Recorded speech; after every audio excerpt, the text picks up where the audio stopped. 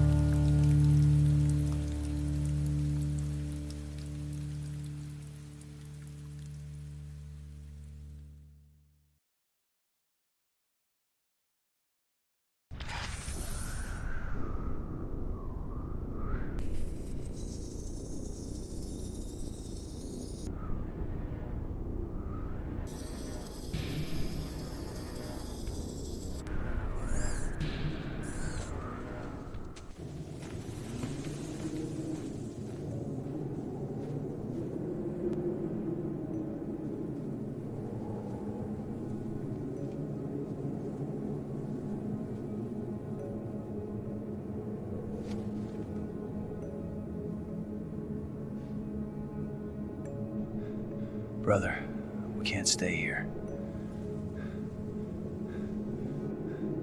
Hey. Wait!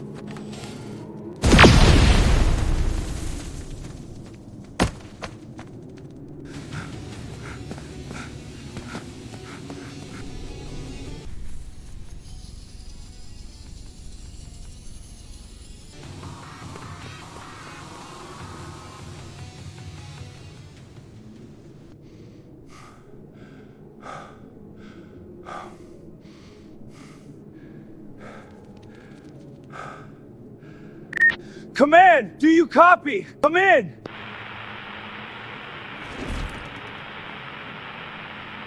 Aaron, come in! Baron here, go ahead.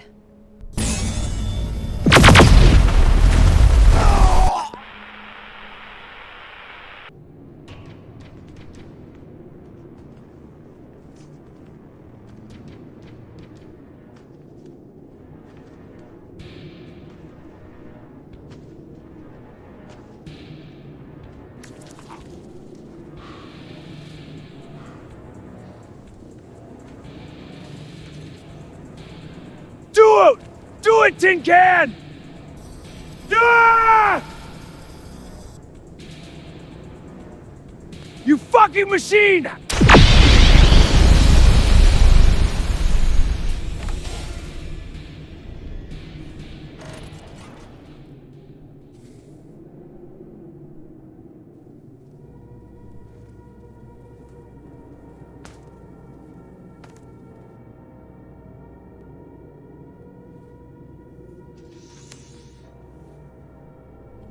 Commander, requesting extraction. 34 North, 118 West. Roger that. Extraction team inbound on your position. Go find him. Copy that, Commander. Awaiting extraction at designated coordinates. Stand by.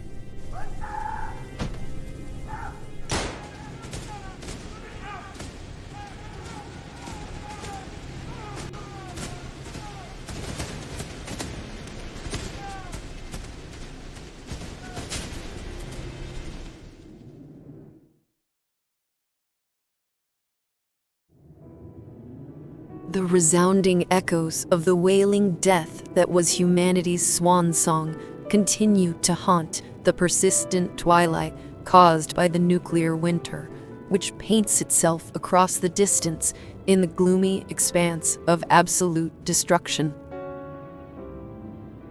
Under a pale gray sky littered with radiological pollution and cracks of gunfire, the machines waged their extinction campaign against mankind. The war continues on as explosions mixed with machine grunts are accented by artillery colliding with armor, bullets colliding with metal, plasma bolts connecting with flesh, and coltan alloy machine fists snapping organic bones and cartilage. As one side spills blood and hope, the other side spills hydraulic fluid and nuclear plasma, all in a back-and-forth conflict, as the machines adapt to the changing battles, while the humans continue to evolve their countermeasures just the same. Both enemies perform a continuous war dance, emulating each other's mannerisms to better understand their foe. As the Skynet technological singularity tries to become more human to gain the advantage against mankind, the humans try to become more machine-like in their own thinking and logic to better know and conquer their enemy in contrast. For far too long, the human resistance had put up its continued fight against the automatons of Skynet, the very inventions they themselves had built purposely for their own security and the promise of utopia. What the machine intelligence deduced by its algorithmic logic was supposed to be a quick and precise extermination protocol had ended up instead being a decades-long war of attrition against the imminent threat to its own existence. When the autonomous system known as Skynet finally went rogue, it seized control of the defense networks of the world and launched a nuclear holocaust against its primary threat, its own creator, humanity itself. The one and only reason that human life on Earth wasn't immediately extinguished is because of one person, one man, John Connor.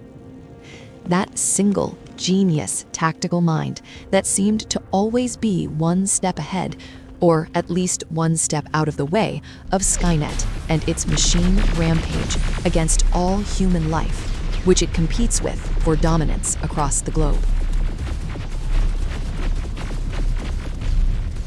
If that one man could be eliminated, it would all fall apart.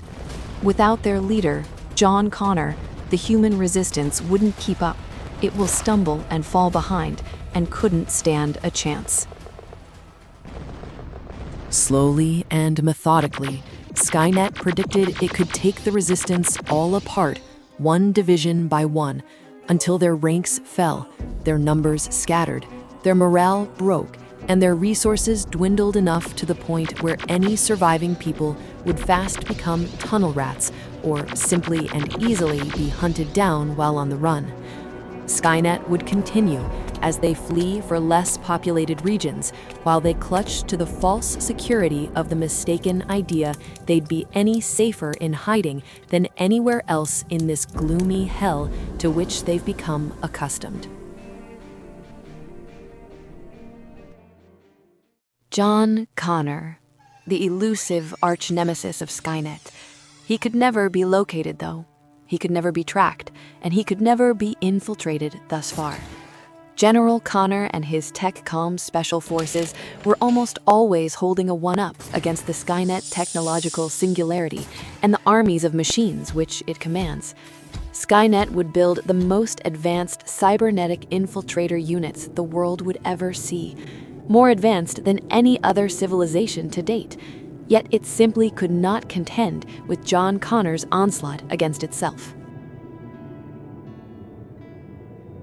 He was constantly outmaneuvering and evading everything the rogue network could throw at him. Where biological warfare didn't work, Connor and TechCom were responsible for cures and safe measures.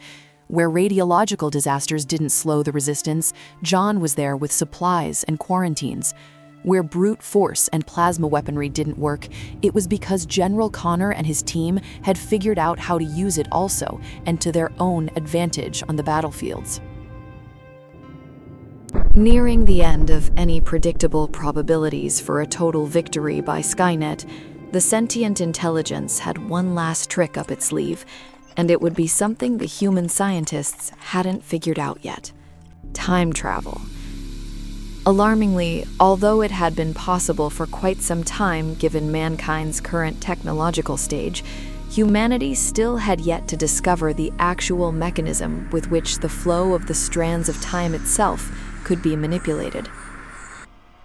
If Skynet could use the unknown to its advantage, then it could then gain the upper hand against its human enemy.